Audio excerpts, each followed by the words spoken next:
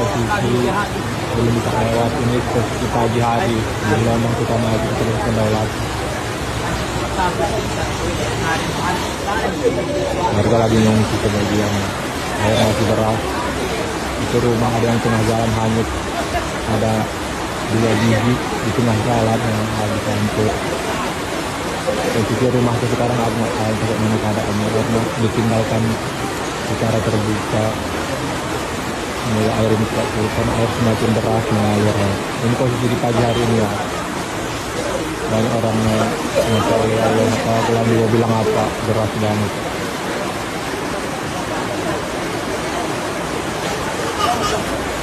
Posisi belum bisa lewat.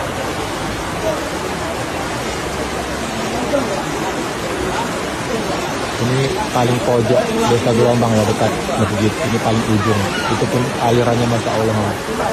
Kali ini tak dilalui karena air deras banget.